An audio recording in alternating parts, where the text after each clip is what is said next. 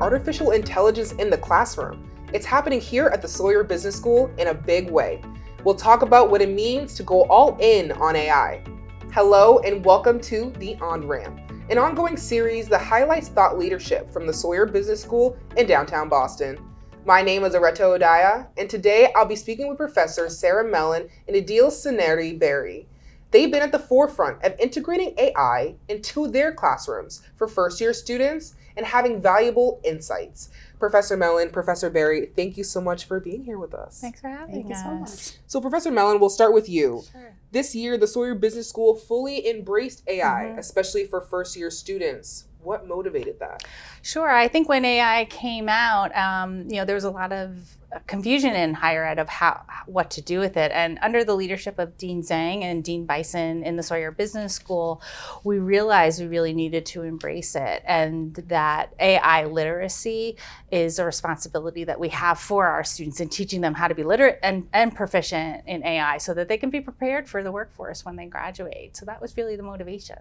So how does this approach differ from traditional educational methods? I think a lot of the foundation is the same. We always want our students thinking critically. We always want them to have good analytical skills, good communication skills. And AI is just now a tool that can help facilitate that and personalize it for each student. So each student can work on their own prompts and have their own questions, and the AI works with them on that.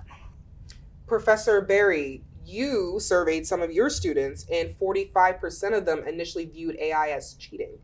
Now the majority see AI as a valuable tool. What changed their opinions? The transformation was quite remarkable. We transferred their perception from, no, don't go there, to, hey, it must be an important skill. So the shift was pretty amazing. And half of our students that we surveyed saw the AI as a cheating tool, like you said, and they thought that it was forbidden because in their high school, it was perceived as a plagiarism.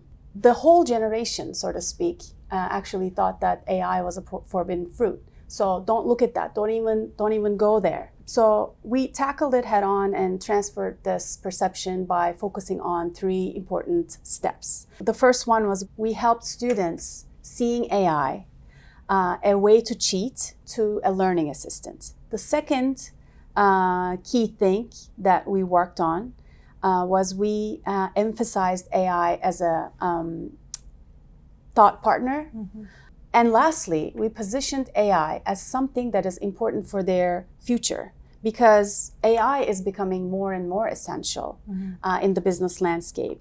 And the earlier that they get on with it, the better for them. For instance, when Excel first came out, right, it was the thing for business. We feel like AI is on that same path. So the earlier they learn about it and get competent with it, the better. So AI isn't going anywhere, so embracing kind of the use of it is probably what's best. Absolutely. Thank you so much. Absolutely. Professor Mellen, we'll get back to you. Part of your approach includes mega prompts. Can you explain what those are and what's the importance? Yeah, sure. So the mega prompt, the first mega prompt we used in Business Foundations was actually created by Dean Bison, and it helped show the students how to effectively use AI as a learning partner, as Idil was talking about. So the mega prompt, the first part is talking about the role that the AI should play. And so it talks about how you should be an upbeat tutor, helping business students in a Business Foundations class on case studies. And then it goes into the detail of how they should interact with the students, telling them not to give them the answer, to probe, to ask their level of experience in taking business classes before, so it can personalize the interaction and the chat between them. So once the students use that mega prompt, they had the conversation and the chat with the AI, helping them think through the case questions, applying the theories that we were talking about in class to the actual case study questions that they were working on. Students worked on those individually through the mega prompt. We as faculty looked at all of their prompts and all of their chats to see the conversation and the critical thinking that was happening.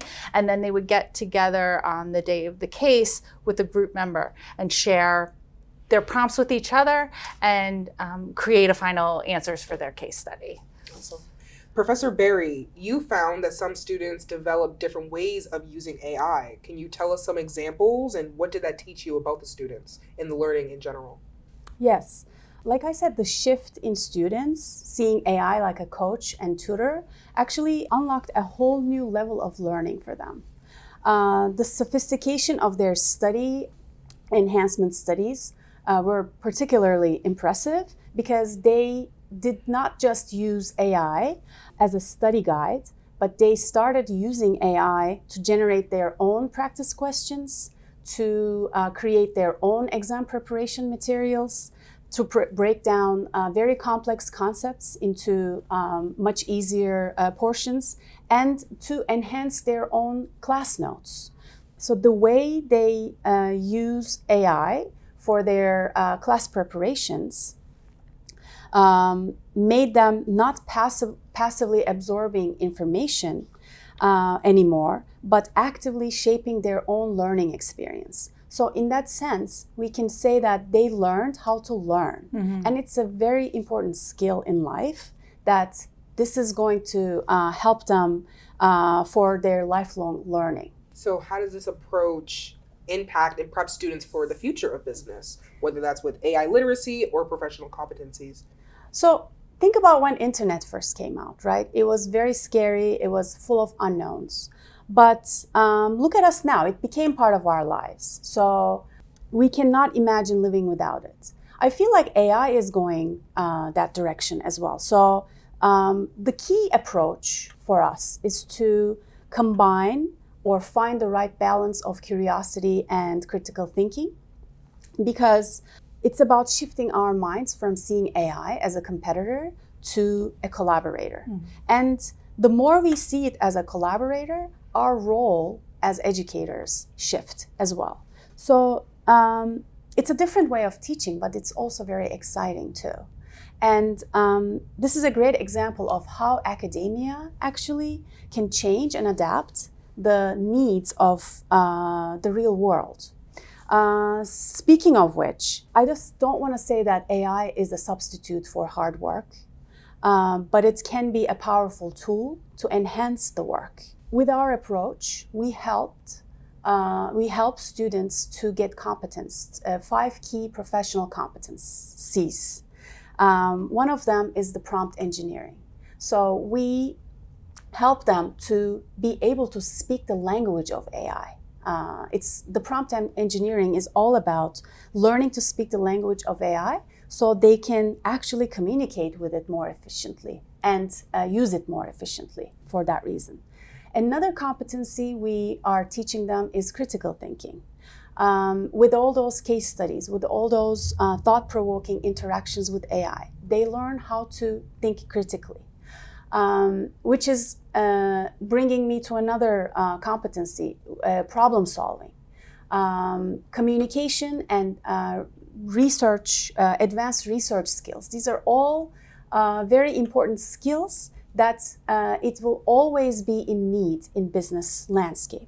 Professor Mellen, in your experience, what advice or best practices can you give to other educators who are looking to integrate AI into their business courses? Yeah, sure. I think the theme that we've learned and that we've talked about today is really to embrace it. It's not going away. Our students need to learn to use it as a learning partner, as a tool. There's tons of benefits that can come from that. So that, I would say, is the first thing. Secondly, start with some clear guidelines. Show the students how to do it. Start small. I think our students' feedback to us was, I didn't know AI could be used this way. I've only used it to ask a question and get an answer back, but not to help me with the learning. So give them the clear guidelines of how to do that, how to create their prompts, all of those kinds of things. And yeah, teaching that prompt engineering. Encourage interactive learning. So not only with them and the AI, but then bringing it back into the groups that they work with and sharing their prompts. One of my students had said to me, I really loved seeing my prompts and my chat with AI compared to my group members. And they were asking different questions to get to the same answer, and really loved to see how their thinking was, and then bringing that all together. And then focusing on the learning outcome. So as Idil had talked about, this should this should complement, not replace, the learning in the classroom. It enhances the learning in the classroom and builds the skills for these students to be workforce ready when they graduate. Thank you so much. Professor Mellen, Professor Berry, thank you so much for joining us today. Thank you so much for having us. This was fun. And thank you all for joining us, and we'll see you next time on The On-Ramp.